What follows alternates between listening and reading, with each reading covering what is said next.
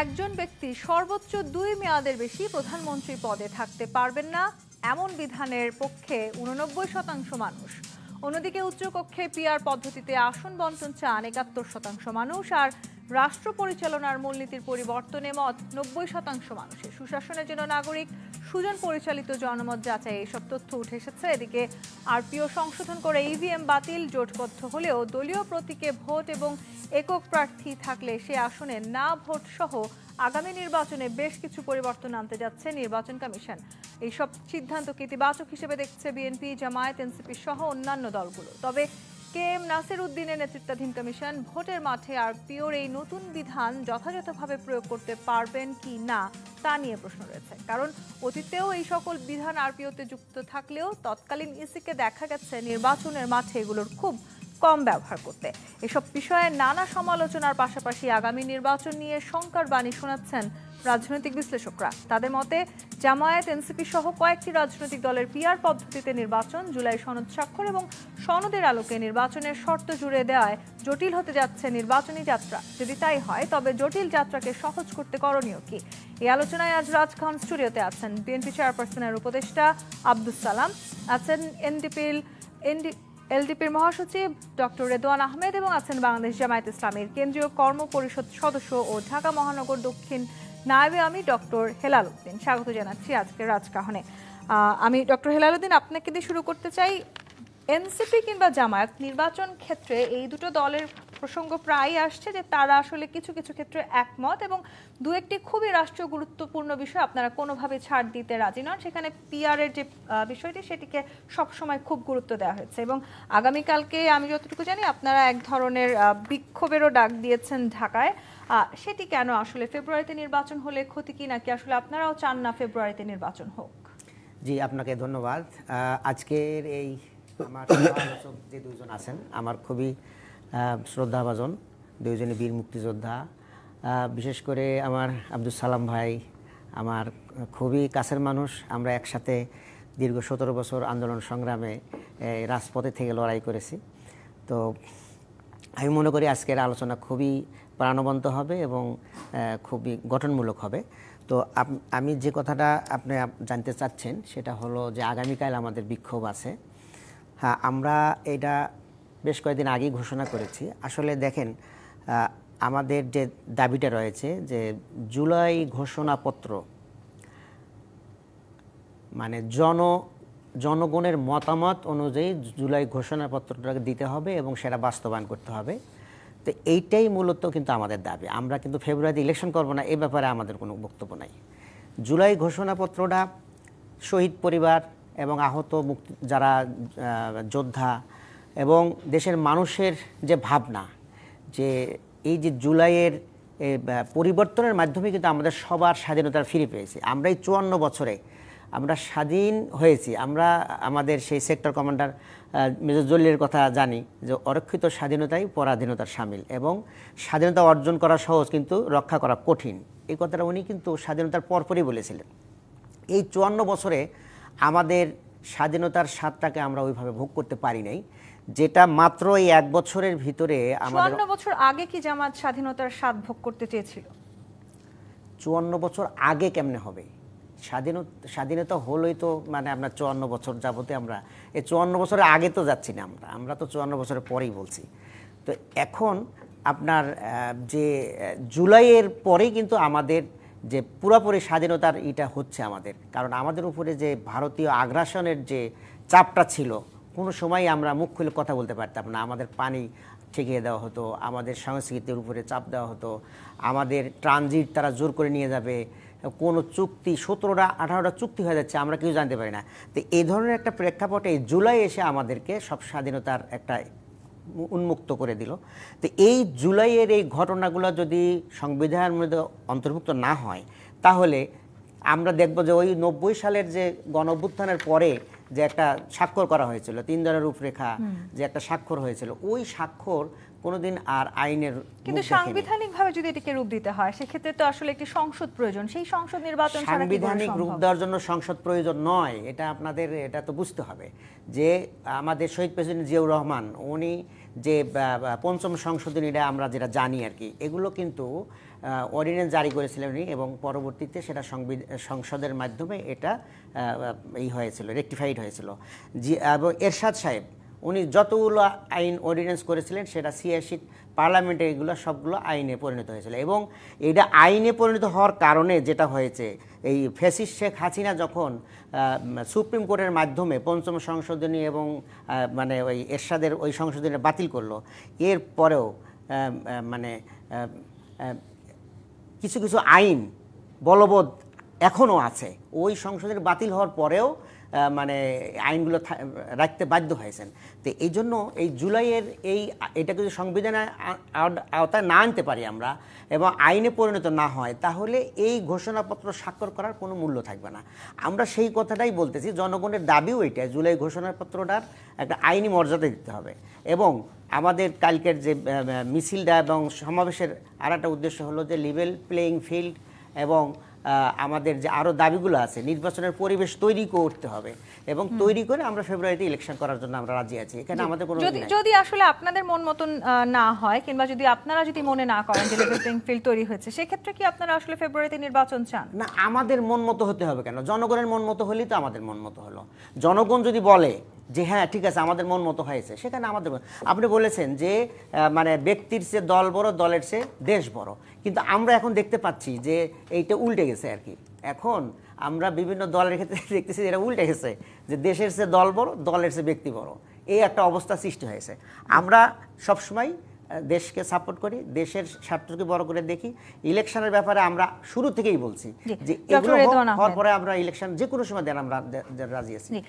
নির্বাচনী যাত্রা শুরু করেছে বাংলাদেশ, এবং প্রধান উপদেষ্টা আজকে মালয়েশিয়াতে বলেছেন আমরা এখন নির্বাচিত প্রতিনিধিদের কাছে ক্ষমতা হস্তান্তরে প্রস্তুত। তার মানে প্রধান উপদেষ্টা এবং পুরো রাষ্ট্র আসলে এক ধরনের প্রস্তুতি নিচ্ছে। এবং ইসি নিয়ে আসলে আপনি নিশ্চয়ই দেখেছেন যে আমরা আসলে সেই আলোচনা দিয়ে শুরু করছিলাম যে বেশ কিছু পরিবর্তন নিয়ে এসছে আগামী নির্বাচনকে ঘিরে। সেই পরিবর্তনগুলো আমরা কতখানি যথাযথভাবে প্রয়োগ করতে পারবো?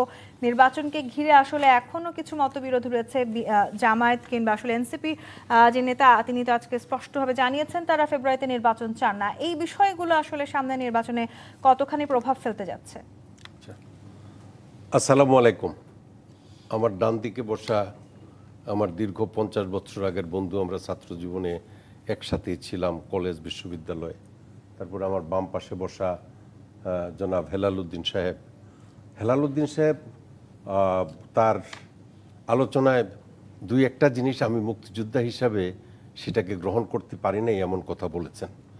71 সনে দীর্ঘ 9 মাস পাকিস্তানি হানাদারদের বিরুদ্ধে এবং তার সহযোগী যে সমস্ত সংগঠনগুলো পাকিস্তানের পক্ষে মুক্তিযোদ্ধাদের বিরুদ্ধে লড়াই করেছে, তাদের বিরুদ্ধে লড়াই করে দীর্ঘ 9 মাসে 11টি সেক্টর, 3টা ব্রিগেড এবং বিভিন্ন বাহিনী দেশের অভ্যন্তরে এবং বাইরে থেকে পাকিস্তানিদের বিরুদ্ধে সশস্ত্র লড়াই করেছে।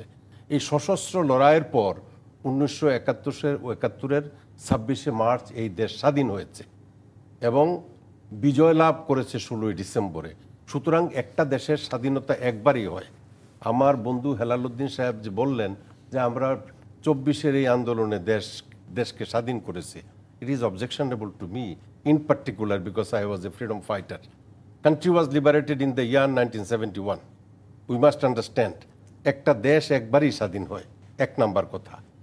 দ্বিতীয় নাম্বার কথা হলো যে শহীদ রাষ্ট্রপতি জিয়াউর রহমান 5ম সংশোধনী করছে। 5ম সংশোধনী 79-এর নির্বাচনের পরে 5ম সংশোধনী হয়েছে এবং 79-এ আমি মেম্বার পার্লামেন্ট ছিলাম। আমি জানি 5ম সংশোধনী কিভাবে হয়েছে। ওনারা যে প্রোক্লেমেশনের কথা বলেন, উনি তো ডিগ্রি, ইজ এ লয়ার এবং উনি একটা সাবজেক্টে পিএইচডিও করছেন লয়ার হিসাবে। মিলিটারি গভর্নমেন্টের সময় কনস্টিটিউশন অ্যাব্রোগেটেড হয়, কনস্টিটিউশন সাসপেন্ডেড হয়, তখন মার্শাল লর অধীনে এরা কিছু বিধিবিধান তৈরি করে। ওই মার্শাল ল অর্ডিন্যান্স নাম্বার এত, মার্শাল ল অর্ডিন্যান্স নাম্বার এত, মার্শাল ল অর্ডিন্যান্স নাম্বার এত, প্রোক্লেমেশনের মাধ্যমে তখন তারা যেহেতু কনস্টিটিউশনাল গভর্নমেন্ট না, তখন কিছু কিছু জিনিস প্রোক্লেম করতে পারে এবং এই প্রোক্লেমেশনগুলো পার্লামেন্ট ইলেকশনের পরে এগুলো রেটিফাইড হয়। সুতরাং এই সরকারের মূলত সাংবিধানিক কোনো বৈধতা ছিল না। পরে আপনার supreme court by exercising the power conferred upon them on Article 106 of the Constitution, দেশটা কিভাবে চলবে এটার জন্য একটা দিক নির্দেশনা দিয়েছেন। এটার উপর ভিত্তি করেই কিন্তু সরকার পরিচালিত হচ্ছে। সুতরাং তাদের কোনো কিছু প্রক্লেম করার কোনো রকম এখতিয়ার নাই। তো নির্বাচনের জন্য যে শর্তগুলো তারা জুড়ে দিচ্ছে, সেই ক্ষেত্রে ওনারা যে আইনের ভিত্তি দেওয়ার কথা বলছেন, there can be a memorandum of understanding. সমস্ত রাজনৈতিক দল 30-32টা, যারা আমিও ঐক্যমত কমিশনে আমার দলের পক্ষ থেকে রিপ্রেজেন্ট করি, সালাউদ্দিন সাহেব বিএনপি রিপ্রেজেন্ট করেন, সৈয়দ আবদুল্লাহ তাহের সাহেব ওই জায়গাতে আপনার জামাতকে রিপ্রেজেন্ট করেন, আমাদের সকলের ঐক্যমতের ভিত্তিতে যে সিদ্ধান্তটা হবে সেটা আমরা একটা মেমোরেন্ডাম অফ আন্ডারস্ট্যান্ডিং এর মাধ্যমে পুরো জাতির সামনে প্রতিশ্রুতি দেব। এখন বিএনপি বড় দল হিসাবে কোনো জায়গাতে যদি ডেভিয়েট করে, বা জামাত একটা বড় সংগঠন হিসাবে সরকারে আসলে তারা যদি সেটা থেকে ডেভিয়েট করে, তাহলে জাতির কাছে কেউ যেতে পারবে না। সুতরাং we should have confidence on each other. এক একজনের উপরে একটা আস্থা থাকতে হবে। জাতীয় ঐক্য তো আপনার একটা পর্যায় পর্যন্ত একটা ইস্যুর উপরে হয়েছে, কোটা বিরোধী আন্দোলন, তারপরে এক দফার আন্দোলনে গিয়ে আমাদের ঐক্য হয়েছে, কারণ আমরা সবাই চাইছি শেখ হাসিনা এই দেশ থেকে বিচারিত হোক, তার স্বৈরাচারের 16-17 বছরের স্বৈরাচারের দ্বারা নিগৃহীত নির্যাতিত এই দেশের আপামর জনসাধারণ, কৃষক শ্রমিক মেহনতি মানুষ, প্রত্যেকটি লোক তাকে তার পতন চেয়েছে। কারণ সে যেইভাবে 2014 পর থেকে 14 নির্বাচন, 18 নির্বাচন, তারপরে 2024 এটা তো আমি আর দামি স্বামীর নির্বাচন, বুঝছেন না? তো এই অবস্থার যে সে সৃষ্টি করছে, আসলে তো মানুষ মুখ খুলে কিছু বলতে পারতো না। এই যে অন্তর্বর্তীকালীন সরকার, এই অন্তর্বর্তীকালীন সরকারের কাছে বিশেষ করে বাংলাদেশ জাতীয়তাবাদী দল তার কয়েকদিনের মধ্যেই কিন্তু তাদের কাছে নির্বাচনের কথা বলেছিলেন। আজকে যদি 3 মাস একটা তত্ত্বাবধায়ক সরকার ক্ষমতা নিয়ে নির্বাচন করে ফেলতে পারে, কিন্তু ওনার 1 বছর চলে গেল, নির্বাচনী মূলত কোনো কর্মকাণ্ড ছিল না। তারপরে শ্রদ্ধেয় নেতা বিএনপির ভারপ্রাপ্ত চেয়ারম্যান তারেক রহমান সাহেবের সাথে কথা বলে প্রধান উপদেষ্টা মহোদয় উপলব্ধি করেছেন, সেটি নিয়েও তো জামায়াত কিংবা এনসিপির আপত্তি আছে, শুধু একটি দলের নেতার সাথে কেন আলোচনা করে? You will have spread is spread, you have to accept this thing.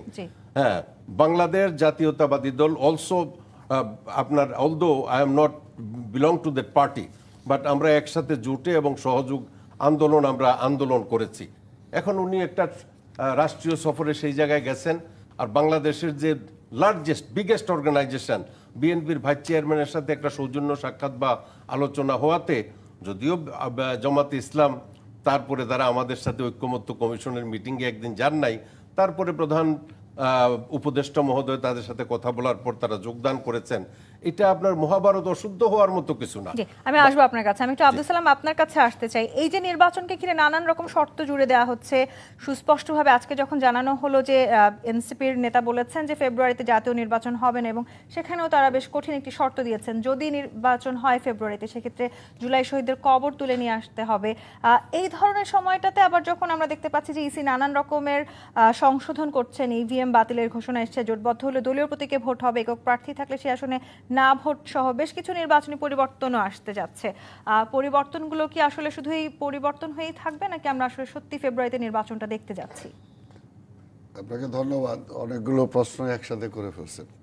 তা আমার দীর্ঘদিনের সেই একসাথে ছাত্র রাজনীতি করেছি, একসাথে মুক্তিযুদ্ধ করেছি, দীর্ঘদিনের আমার রাজনৈতিক বন্ধু আমাদের এলডিপির secretary general doctor Redwan Ahmed এবং উপস্থিত আমাদের জামাতের আমার ভাই হেলাল সাহেব, আর যারা দেখছেন শুনছেন সবাইকে ধন্যবাদ জানাই। শোনেন, আমি যদি উল্টা প্রশ্ন করি যে শহীদরা কি এনসিপির সদস্য নাকি, আর আরেকটা হলো যে এই শহীদ যারা শহীদ হয়েছেন, জীবন দিয়েছেন, তারা কি কয়েকজন ছাত্রকে উপদেষ্টা বা মন্ত্রীর পদমর্যাদা বহন করে দেশে ঘুরে বেড়াবে এটার জন্য করছে নাকি? শহীদ হয়েছে তারা গণতন্ত্রটাকে ফিরে পাওয়ার জন্য, শহীদ হয়েছে তার ভোটের অধিকারটাকে, যে ভোট দিতে পারে নাই, যে সরকারের দেশের মালিকানা ছিনতাই হয়ে গেছিল, সেই মালিকানাটা ফিরে পাওয়ার জন্য তারা শহীদ হয়েছে। তারা এদেরকে এই সুযোগ দেওয়ার জন্য শহীদ হয় নাই। কাজে এটার একচ্ছত্র, এটা তো শেখ হাসিনার ভাষা হয়ে গেল। যুদ্ধ করলাম আমরা, তাই না? আমরা তো দুজনে এখানে মুক্তিযোদ্ধা আছি, দুজনে কেউ তো আমরা আওয়ামী লীগ করি নাই স্বাধীনতার পরে।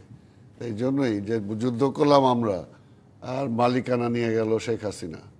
আমরা 17 বছর ধরে ফ্যাসিবাদরে বিদায় করলাম, আর এখন তারা যদি মনে করে তারা মালিক হয়ে গেছে, তাই না? তো এটা তো শেখ হাসিনার মতো হয়ে গেল, শেখ হাসিনার মতো হয়ে গেল। কাজে মালিক তারা না, মালিক জনগণ।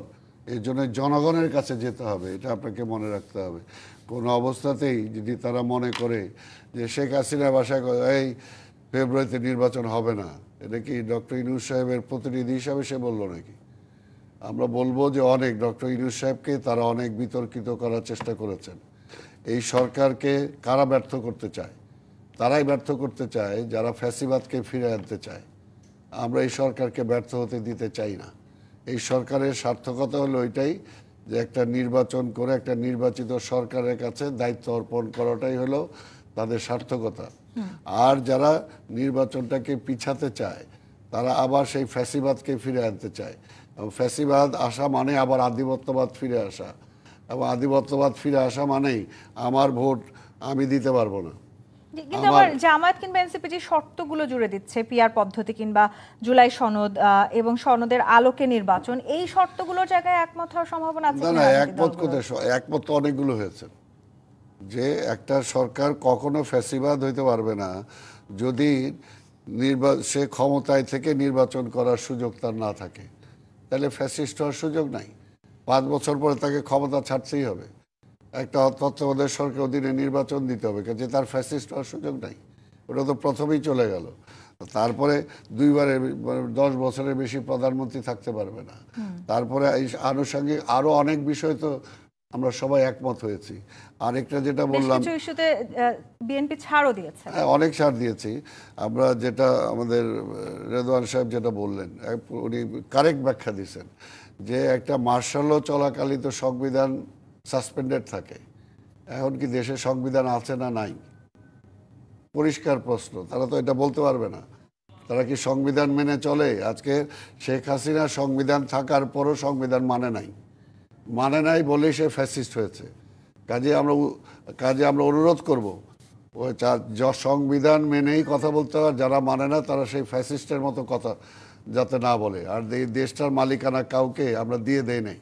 71 সালে নিজেরা ওই সময় মৃত্যুকে হাতে নিয়েই আমরা যুদ্ধে গেছি, তাই না? ওই সময় শহীদ আমাদের সাথে শহীদ হয়েছেন, আমরা বেঁচে আছি, এটাই, তাই না? তাই কাজে সেটা নিয়ে প্রশ্নই আসতে পারে। 71-এর যুদ্ধ নিয়ে তো প্রশ্ন কোনো কারণই নাই।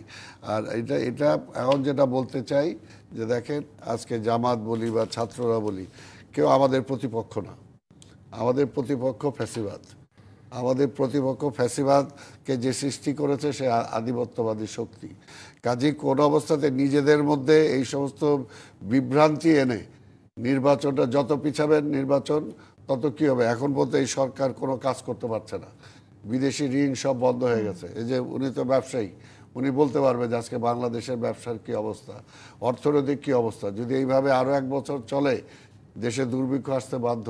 কাজে দেশটাকে যদি আরেকটা হলো যে কোনোভাবেই এখন পর্যন্ত আজকে সে ফ্যাসিবাদ সীমান্তের ওই পারে বৈশা বলতেছে আমি ইলেক্টেড প্রধানমন্ত্রী, আমি যে কোনো সময় আসতে পারি। কাজে এটার জন্য সবচেয়ে বড় জরুরি দরকার একটা নির্বাচিত পার্লামেন্ট। কাজে নির্বাচিত পার্লামেন্টে তারা যদি মনে করে, এই যে আপনি বললেন বিভিন্ন রকম দিতেছে যে এত পার্সেন্ট ভোট, এত পার্সেন্ট ভোট, উমুক পাবে।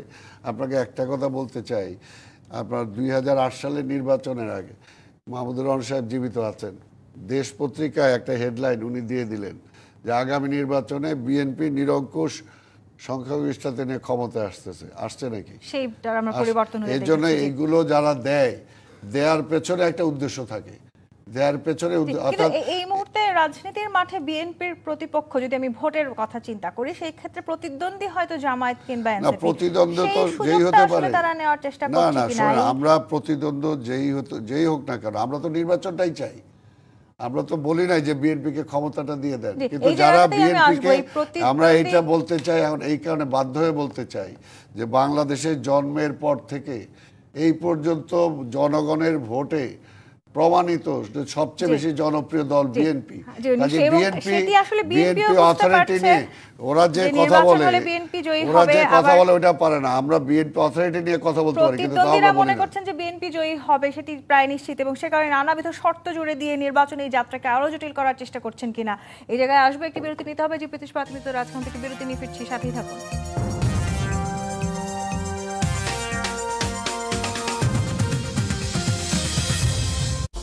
নিবেদক জিপিএইচ ইস্পাত। আমি তো ব্যবহার করেছি 600। 600? 600 কি? আরে 600 শুনেন নাই? 600 শুনেন? 600 শুনেন নাই? 600 এটাই বাস্তব। বন্ধু, 600 হলো জিপিএইচ ইস্পাতের 600 গ্রেডের রড। 600তে পিলার হয় সরু, তাই রুমগুলো হয় খোলামেলা। ভূমিকম্পে বিল্ডিং দুলবে কিন্তু সহজে ভেঙে পড়বে না। কম রডের খাঁচায় ঢালাই ঢোকে বেশি, পিলারের শক্তি হয় বেশি। জিপিএইচ কোয়ান্টামের 600 মানেই শক্ত ভিত, খরচ কম, নিশ্চিত।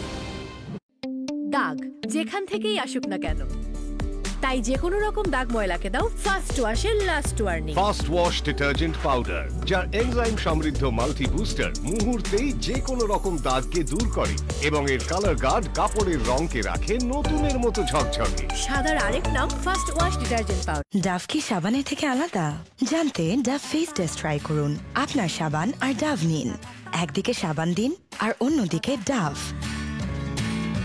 সাবানের দিকটা রুক্ষ লাগে কারণ সাবান ত্বককে রুক্ষ করে দেয়। ডাভের দিকটা নরম ও কোমল কারণ ডাভ সাবানের থেকে আলাদা। এর 1/4 ময়েশ্চারাইজিং ক্রিম দেয় নরম, কোমল ও উজ্জ্বল ত্বক। তফাৎটা বুঝতে আজই ডাভ ব্যবহার করুন। আমি এই চেয়ারে বসবো না।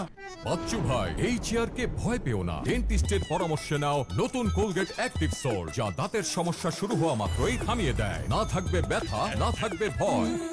শূন্যতেই কিস্তিমাত সিঙ্গার বেকো দিচ্ছে 0% ইন্টারেস্টে 12 মাস পর্যন্ত সহজ কিস্তি সুবিধা, আর নির্দিষ্ট পণ্যে এক্সচেঞ্জ অফার তো থাকছেই। Singer Beko. স্কয়ার নিয়ে এলো চাকা অল ইন ওয়ান। বাংলাদেশে এই প্রথম smart enzyme colour guard formula আর প্রচুর ফেনায় কাপড় হবে দুর্দান্ত পরিষ্কার মাত্র 75 টাকায়।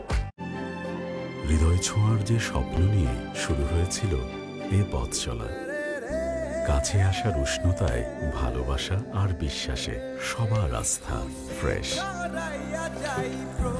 সমতল থেকে পাহাড়ে, গ্রাম থেকে শহরে, সারা বাংলার প্রতিটি ঘরে খুশি ছড়িয়েছে ফ্রেশ।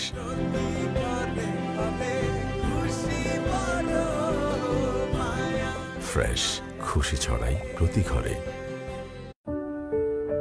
তুমি চাইলেই সব পারবে। একজন মাই তার মেয়েকে সম্পূর্ণভাবে মজবুত করে তোলে, আর অ্যালোভেরা ও মিল্ক প্রোটিন যুক্ত লাইফ বয় শ্যাম্পু চুল করে ন্যাচারালি স্ট্রং। নতুন লাইফ বয় শ্যাম্পু মাত্র 2 টাকায়।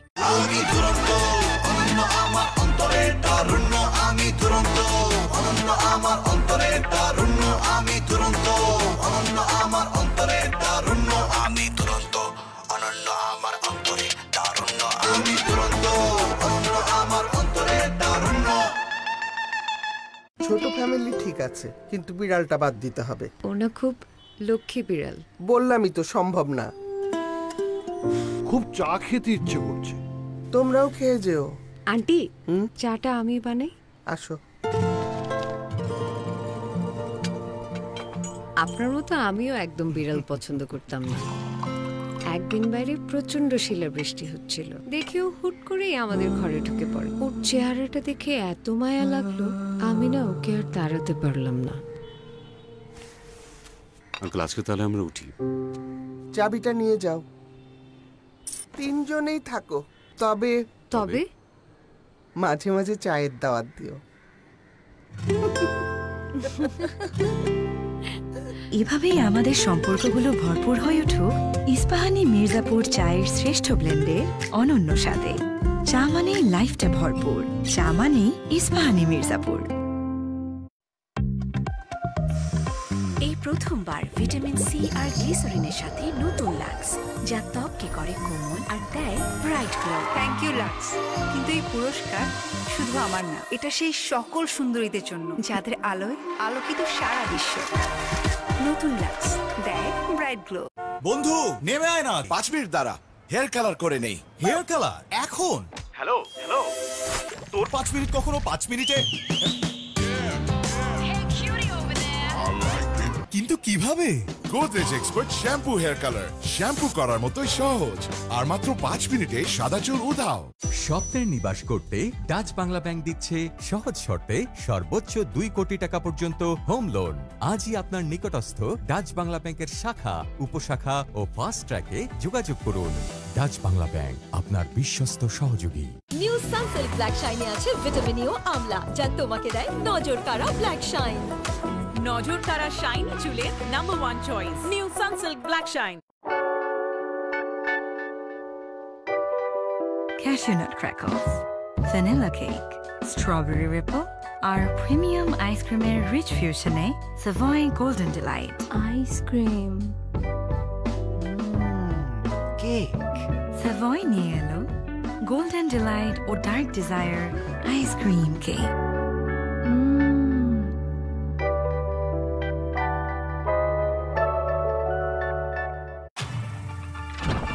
এলো নতুন Surf Excel turbo clean technology যুক্ত, যা 100 কঠিন দাগ দূর করে এক ধোয়াতে। এখন নতুন মোড়কে। আমি এই চেয়ারে বসবো না। বাচ্চু ভাই, এই চেয়ারকে ভয় পেও না। ডেন্টিস্টের পরামর্শ নাও নতুন কোলগেট অ্যাক্টিভ সোল, যা দাঁতের সমস্যা শুরু হওয়া মাত্রই থামিয়ে দেয়। না থাকবে ব্যথা, না থাকবে ভয়।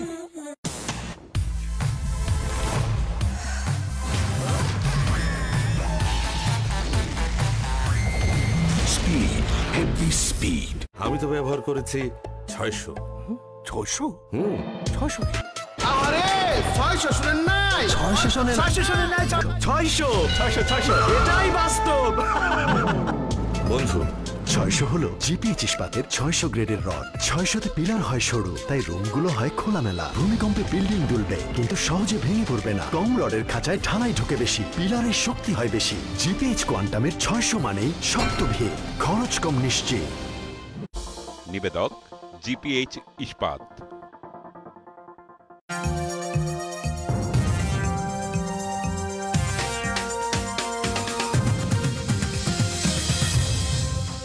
জিপিএইচ ইস্পাত নিবেদিত রাজখান দেখছেন। ডক্টর রেদওয়ান আহমেদ, এই মুহূর্তে ভোটের মাঠে যদি আমি বলি, বিএনপি আসলে অনেকটাই নিশ্চিত যে তারা আসলে নির্বাচনে দাঁড়ালেই জয়ী হবে। আবার অন্যান্য যে রাজনৈতিক দলগুলো আছে তারা বিএনপিকে এক ধরনের শক্তিশালী প্রতিদ্বন্দ্বী মনে করছে, বিএনপিও তাদেরকে শক্তিশালী প্রতিদ্বন্দ্বী মনে করছে। সেটিও কি একটি বড় কারণ নির্বাচনী এই সমীকরণকে নানানভাবে জটিল করার চেষ্টা করা হচ্ছে? এখন অনেক কথা চাইলেও বলা যায় না, বুঝছেন না। এখন একটা অনির্বাচিত অন্তর্বর্তীকালীন সরকার, এই অন্তর্বর্তীকালীন সরকার অবস্থায় যেই আমার নাতিনাত কুর্তুল্য যে সমস্ত ছাত্র নেতারা আন্দোলন করছে, এই আন্দোলন কিন্তু কোটা বিরোধী আন্দোলন ছিল। তারপরে বৈষম্য বিরোধী ছাত্র আন্দোলন হয়েছে।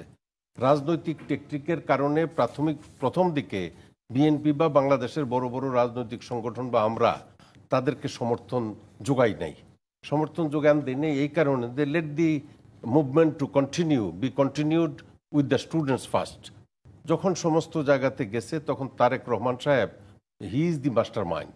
তারেক রহমান সাহেব ওইখান থেকে বসা দলীয়ভাবে, আপনারা তারেক রহমানকে মাস্টারমাইন্ড বলেন, প্রধান উপদেষ্টা, আচ্ছা প্রধান উপদেষ্টা যেটা মাস্টারমাইন্ড বলছে, প্রধান উপদেষ্টা এখন উনি ঠিক আছে মাহফুজের কথা বলে মাস্টারমাইন্ড, ঠিক আছে, ছাত্রদের মধ্যে তিনি করেছেন।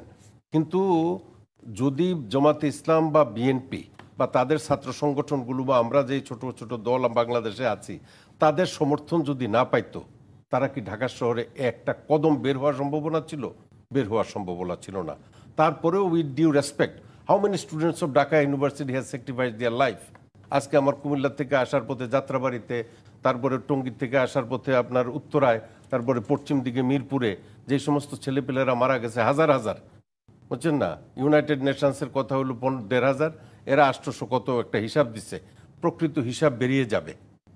এইখানে কত ছাত্রদলের ছেলেপেলে, কত আপনার জামাতের শিবিরের ছেলেপেলে, আমার দলের 4 জন নিহত হয়েছে এবং 16 জন আপনার আহত হয়েছে, সবাই মিলে করছে। তো সুতরাং এখানে you have to appreciate the parties. BNP এবং জামাত ইসলামের যে অবদান আছে, এতটুকু অবদান অন্য কারণ নাই। এখন এই এক বছরের মধ্যে তারা শক্তিশালী প্রতিদ্বন্দ্বী হয়ে গেছেন। তারপরে আমি বলি, যেমন সৈয়দ আব্দুল্লাহ তাহের ভাই একটা পত্রিকাতে বললেন যে এই 70-এর নির্বাচন LFOর মাধ্যমে হয়েছে, লিগ্যাল ফ্রেমওয়ার্কের মাধ্যমে। 1970-এ পাকিস্তানে কোনো কনস্টিটিউশন ছিল না, ইয়াহিয়ার গভর্নমেন্ট ছিল, মার্শাল ল ছিল। মার্শাল লর সময় তারা অর্ডিন্যান্স দিয়া করবে, সমঝোতার ভিত্তিতে লিগ্যাল ফ্রেমওয়ার্কের মাধ্যমে নির্বাচন হয়েছে। So there was no constitution. জি ডক্টর রেজান আহমেদ, আপনি কি তাহলে মনে করছেন কোথাও না কোথাও আসলে ইচ্ছাকৃতভাবে এই যাত্রাটাকে জটিল করার চেষ্টা করা হচ্ছে? আমি একটা কথা বলি, এখন এই যে কমিশন হবে, বিভিন্ন রকম রিফর্মস হবে, বা এগুলো যদি কেউ বলে থাকে, ম্যাডাম খালেদা জিয়া 2016 সনে ভিশন 2030-র কথা বলছে, তারেক রহমান সাহেব 22 সনে 31 দফার কথা বলছে, এগুলো কিন্তু সব সংস্কারের প্রস্তাব। হ্যাঁ, এখন তাহলে এগুলো নিয়ে কেন জটিলতা না, সৃষ্টি আমি করা বলি হচ্ছে? জি, এই যে আসবো আপনার সংস্কার, কাছে। এই যে আমি শেষ করি, এই যে সংস্কারগুলো নিয়ে প্রস্তাব, এই সংস্কারের প্রস্তাবে আপনার অন্তত 650-700-র কাছাকাছি সকল ঐক্যমতের ভিত্তিতে তারা বিভিন্নভাবে অফিস অর্ডার, তারপরে কোনো কোনো জায়গাতে অধ্যাদেশ, এই সমস্ত জারি করে সেগুলো বাস্তবায়ন করার চেষ্টা করতেছে। গুটি কয়েক অল্প কিছু জায়গাতে যেটা বিএনপি নোট অফ ডিসেন্ট দিছে, এরকম জামাত ইসলাম কিছু কিছু আমি ডক্টর হেলালুদ্দিন আপনার কাছে সেই সংবিধান মেনে কথা বলার কথা বলছিলেন ডক্টর রেদওয়ান আহমেদ। ঘোষণাপত্রে ছাড় দেওয়া হলে জুলাই সনদে 1% ছাড় দেওয়ার কথা না বলেছেন নাহিদ, এবং তিনি এটাও বলেছেন যে ঐক্য ধরে রাখতে না পারলে 11 আবারও আসার এক ধরনের বড় সম্ভাবনা আছে। জামায়াত ইসলামীও কি সেই সম্ভাবনা দেখতে পাচ্ছে? জি, আমি এক্ষেত্রে একটু আমার শ্রদ্ধেয় রেদওয়ান ভাইয়ের আমি একটু অ্যাড করতে চাই। সেটা হলো যে আমরা এতে দেখি, আমরা সাউথ আফ্রিকাতে মানে দেখি নেলসন ম্যান্ডেলার যে আন্দোলন হলো, আন্দোলনের পরে 93-তে তারা একটা অন্তর্বর্তীকালীন একটা মানে কমিটি করলো, এবং তার ভিত্তিতে তারা একটা সংবিধান করে সেই আলোকে তারা কাজ করে ইলেকশন করে এটা একটা নির্বাচনী একটা করলেন আর কি। এরপরে আমাদের রিসেন্ট আমরা যেটা দেখতেছি সিরিয়াতে যেটা মানে হলো, সেখানেও তারা একটা কমিটি করে সেটা নতুন একটা সংবিধান মানে করে তৈরি করে তারা সেটার আলোকে দেশ তারা পরিচালনা করছে। তো এক্ষেত্রে আমরা যেটা দেখছি সেটা হলো যে মেইন শক্তি হলো জনগণ ইচ্ছা করলে যে কাউকে বসাইতে পারে এবং যে কাউকে বিদায় করতে পারে। বাংলাদেশের প্রেক্ষাপটে এই জনগণ শেখ হাসিনাকে বিদায় করছে, জনগণ চাইছে দেখে শেখ হাসিনা বিদায় হয়েছেন, এবং জনগণ পিআর পদ্ধতি চাইছে কিনা সেটা আপনারা নিশ্চিত? জনগণের ইচ্ছা অনুযায়ী এই সরকারটা লিগ্যালি এখন অবস্থান করতেছে। অন্তর্বর্তীকালীন সরকারকে কোনোভাবেই আমরা ইলিগাল বলতে পারি না, এটা লিগ্যালি সরকার, জনগণের ইচ্ছায় তারা বসছে আর কি। এবং এখন আমরা যদি এটাকে লিগ্যালের মধ্যে না আনি তাহলে ভবিষ্যতে যেমন মনে করেন যে বিএনপি প্রায় 10টার মতো নোট অফ ডিসেন্ট দিয়ে আছে, জামাতও এরকম কিছু নোট অফ ডিসেন্ট দিয়ে রাখছে। বিএনপি তো তাও কিছু বিষয়ে ছাড় দিয়েছে, জামাতকে 1-11 বা এই ধরনের পিআর জামাতের নোট অফ ডিসেন্ট কয়টা আছে ঐক্যমতে? জামাতের নোট অফ ডিসেন্ট আরো ওইটার উপর আমি কিন্তু কোনো ছাড় কেন দিচ্ছেন না? ছাড় দিয়েই তো আমরা ঐক্যমত হচ্ছি। আমি বলি, যেহেতু ঐক্যমত্য কমিশনের দৈনন্দিন মিটিংয়ে আমি 23 দিন উপস্থিত ছিলাম, সেখানে কোন কোন ব্যাপারে সিদ্ধান্ত গৃহীত হয়েছে, বিএনপি কোন কোন বিষয়গুলো ছাড় দিয়েছে, বা জামাত কোন কোন বিষয়গুলো ছাড় দিচ্ছে না, রিজিডিটি দেখাচ্ছে, আপনার রিজিডিটি কি কারণে দেখাচ্ছে, ওগুলোর কোনো যৌক্তিক কারণ নাই। যারা যেখানে নোট অফ ডিসেন্ট দিয়ে রাখছেন, ভবিষ্যতে যখন তারা সরকারে যাবেন তারা তো বলবে যে আমরা এখানে একমত হইনি, এগুলো তো আমরা আইন কেন করব? সেরকম কিছু বলার সম্ভাবনা আছে কি বিএনপি জনাব আব্দুল সালাম? এটা তো আমরা তো বারবার যেটা ভাই যেটা বলতেছে যে ডিসাইড করবে জনগণ, আমরা তো এটাই চাই। জনগণ ডিসাইড করা, এটা কি হাত তুলে দেখাবে সারা বাংলাদেশে? আর হাত, আমরা তোকে যে গত 3 দিন আমি তো রাজশাহী বিভিন্ন জায়গায় আমাদের নেতা তারেক রহমান সাহেব সম্মেলন মিটিং, আমরা লক্ষ লক্ষ লোক তা হাত তুলে তো দেখাচ্ছে, তাই এখন কোনটা? ওইটাই তো ভোট, আমরা তো সেটাই চাচ্ছি।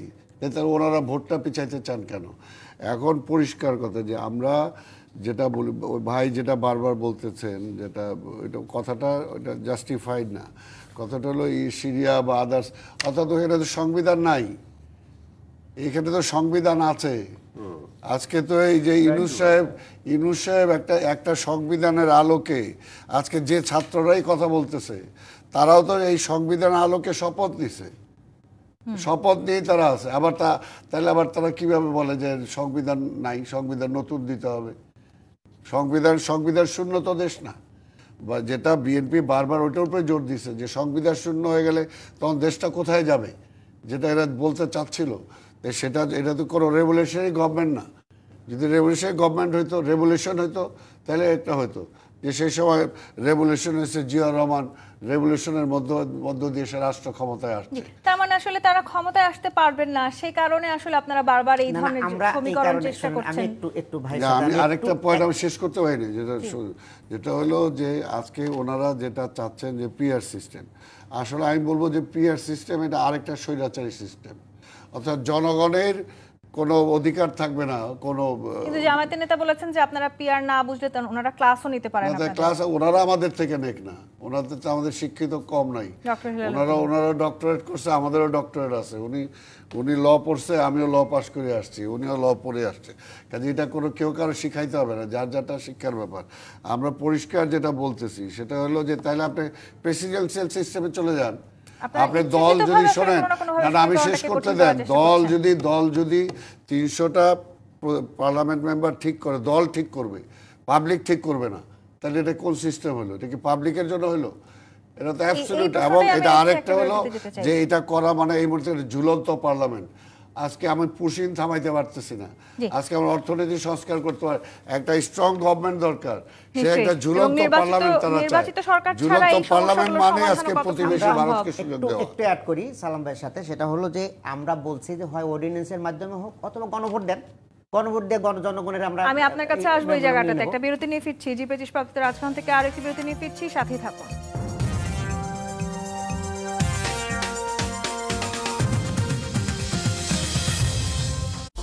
নিবেদক জিপিএইচ ইস্পাত। আমি তো ব্যবহার করেছি 600। 600?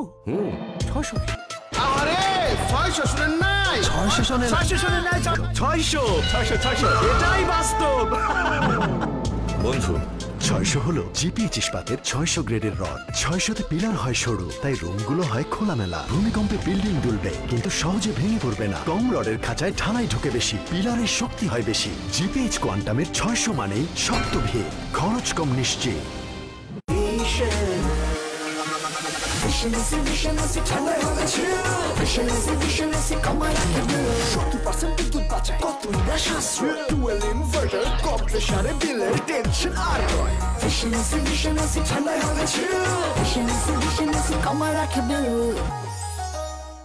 শূন্যতেই কিস্তিমাত সিঙ্গার বেকো দিচ্ছে 0% ইন্টারেস্টে 12 মাস পর্যন্ত সহজ কিস্তি সুবিধা, আর নির্দিষ্ট পণ্যে এক্সচেঞ্জ অফার তো থাকছেই। Singer Beko. ডাভ কন্ডিশনার কোম চ্যালেঞ্জ। চিরুনি আটকাবে নাকি মসৃণ ভাবে চলবে? শ্যাম্পুর পর 1 মিনিট রাখলে চুলে জট বাঁধবে না? চলুন দেখি। আশিয়া চুলের এক পাশে শ্যাম্পু, অন্য পাশে শ্যাম্পুর পর ডাভ কন্ডিশনার ব্যবহার করে চুলের মাঝ থেকে আগা পর্যন্ত। ডাভ কন্ডিশনার ছাড়া চিরুনি আটকায়, ডাভ কন্ডিশনার ব্যবহারে আটকায় না, কারণ এর ময়েশ্চার লক টেকনোলজি মাত্র 1 মিনিটেই ময়েশ্চার লক করে। এতে চুল হয় এতই মসৃণ যে চিরুনি আটকায় না। Dove conditioner. বন্ধু নেমে আয় না, 5 মিনিট দাঁড়া, হেয়ার কালার করে নেই। হেয়ার কালার এখন? হ্যালো তোর 5 মিনিট কখনো 5 মিনিটে? কিন্তু কিভাবে? Godrej expert shampoo hair colour, shampoo করার মতোই সহজ, আর মাত্র 5 মিনিটে সাদা চুল উধাও।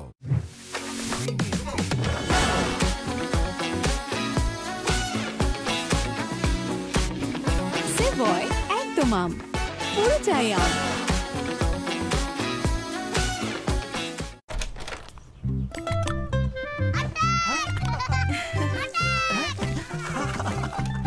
অ্যাটাক মাস্টার আজকে কোথায়?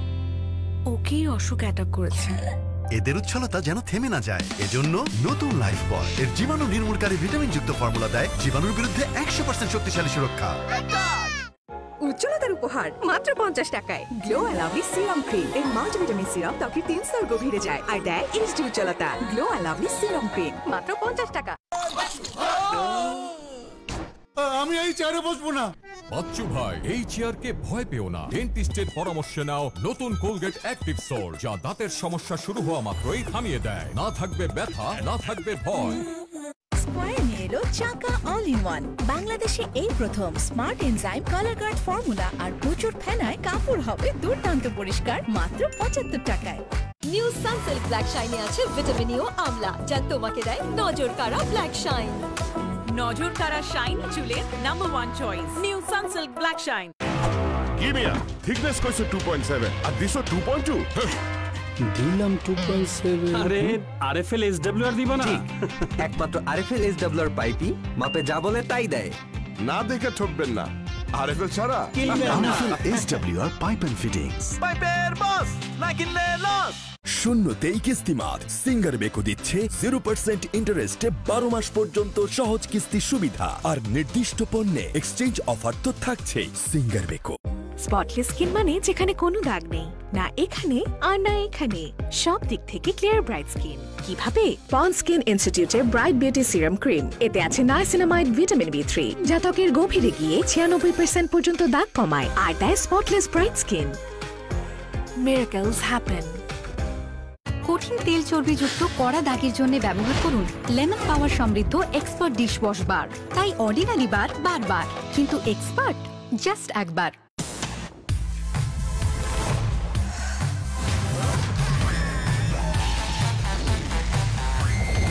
Speed, heavy speed. আমি তো ব্যবহার করেছি 600। 600? 600। আরে 600 শুনেন নাই? 600 শুনেন? 600 শুনেন নাই? 600 এটাই বাস্তব। বন্ধু 600 হলো জিপিএইচ ইস্পাতের 600 গ্রেডের রড। 600তে পিলার হয় সরু, তাই রুমগুলো হয় খোলামেলা। ভূমিকম্পে বিল্ডিং দুলবে কিন্তু সহজে ভেঙে পড়বে না। কম রডের খাঁচায় ঢালাই ঢোকে বেশি, পিলারের শক্তি হয় বেশি। জিপিএইচ কোয়ান্টামের 600 মানেই শক্ত ভিত, খরচ কম নিশ্চিত। নিবেদক জিপিএইচ ইস্পাত।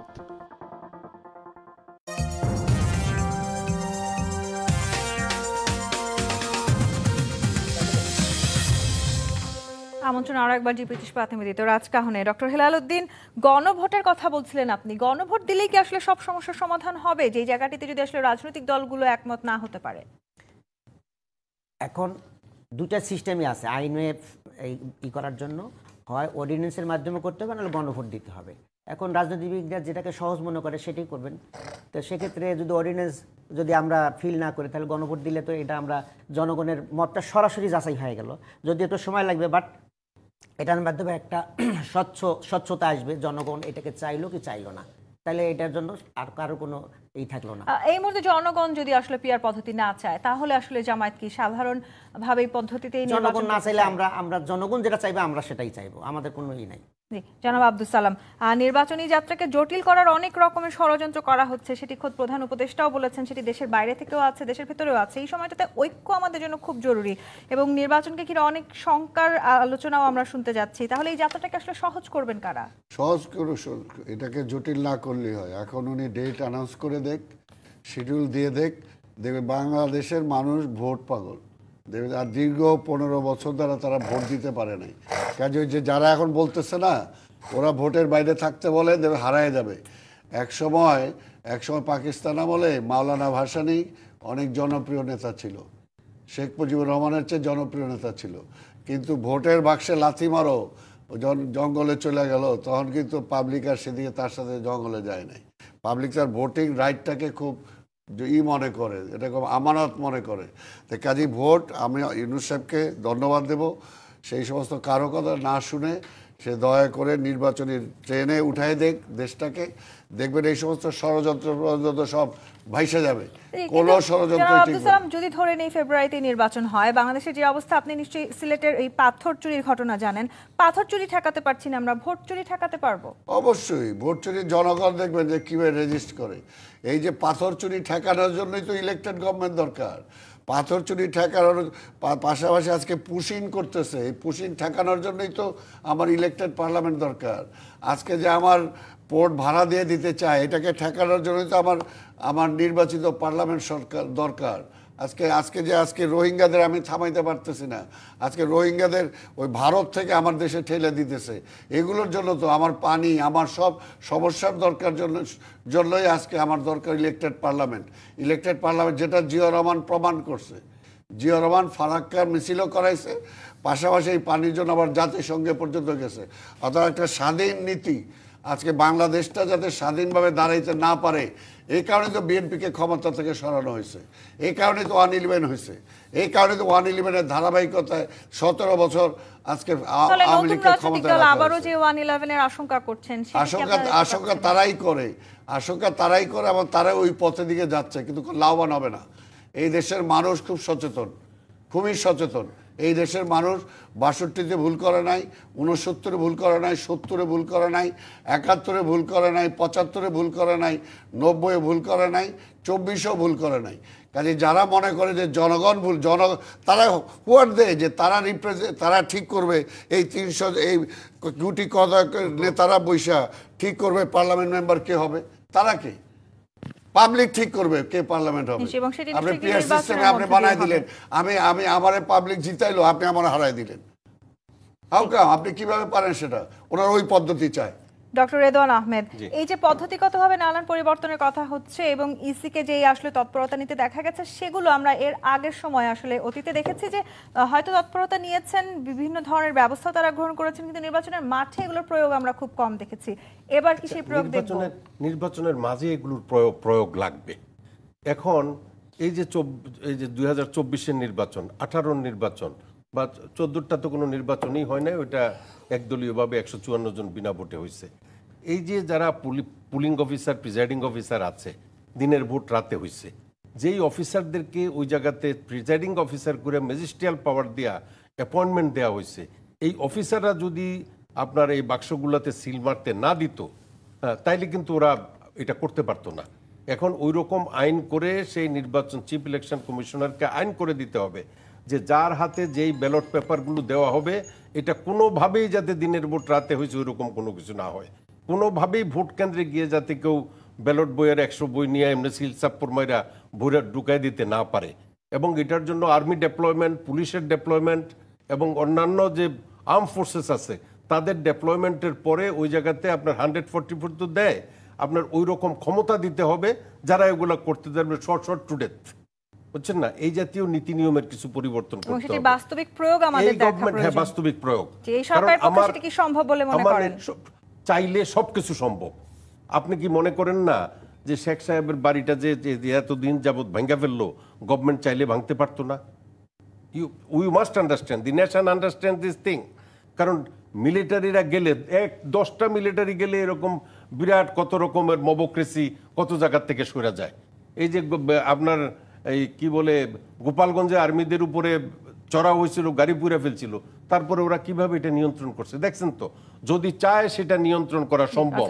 এখন সরকারের পক্ষে যদি তারা বলে যে এটা একরকমের প্রেসার গ্রুপ, এটা একরকমের এই যে ছেলেপেলেরা আছে এরা হয়তো একসাথে চলে বিভিন্ন জায়গাতে যে চাঁদা আদায় করে, এগুলোকে তো গভর্নমেন্ট ধরতেছে না। যদি ধরে সব জায়গাতে নিয়ন্ত্রণ করা সম্ভব। ডক্টর হেলালুদ্দিন, এই যে আসলে সরকারের এক ধরনের আপনাদের প্রতি দুর্বলতা আছে, সেটি নিয়ে আসলে অনেক সমালোচনা আছে। আমি আরেকটা কথা একটু বলতে চাই, অভ্যুত্থানের বছরে জামাতের আয় বিএনপির চাইতেও বেশি, এই বছরটাতে আপনাদের আয় ব্যয় দুটোই আসলে সব রাজনৈতিক দলের চাইতে সবচেয়ে বেশি হয়েছে।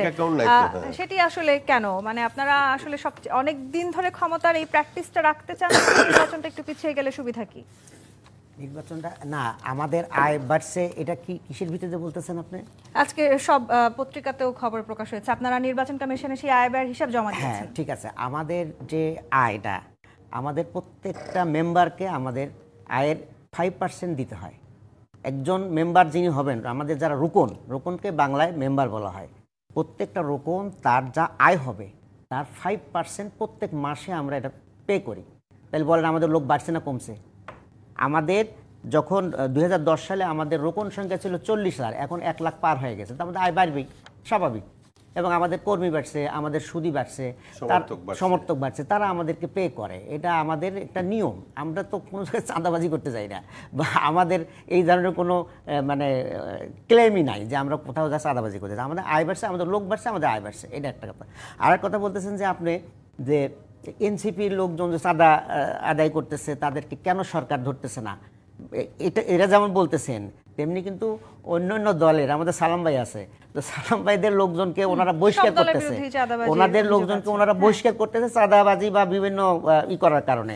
তাহলে সেগুলোও কিন্তু সরকার ধরতে পারতেছে না। কেমন সরকারের যে সক্ষমতা, সেই সক্ষমতার আলোকেই তারা ব্যবস্থা নিচ্ছে। তো এই ক্ষেত্রে জামাতের তো ওইটাতে কোনো নাই যে আমরা কোনো চাঁদাবাজি করছি, আমরা তাদেরকে বহিষ্কার করিনি, এমন কোনো রেকর্ড যদি দেখাতে পারেন দেখান। আমাদের কাছে কোনো প্রমাণ আসলে আমরা কোনোভাবেই করব না। ধন্যবাদ এমনকি ডক্টর আমাদের হেলালুদ্দিন। ছাত্রদের পরীক্ষার ক্ষেত্রেও যদি কেউ নকল করে, এটা যদি আমরা জানি না, আমরা তাকে ডক্টর রেদওয়ান আহমেদ এবং আব্দুল সালাম আজকে আমাদেরকে সময় দেওয়ার জন্য অসংখ্য ধন্যবাদ। দর্শক, আজকের মতো বিদায় নিচ্ছি। জি25 ইস্পাত নিবেদিত রাজকাহন থেকে ফিরবো আগামীকাল রাত 10টায় নতুন রাজকাহন নিয়ে। টিভিসির সঙ্গে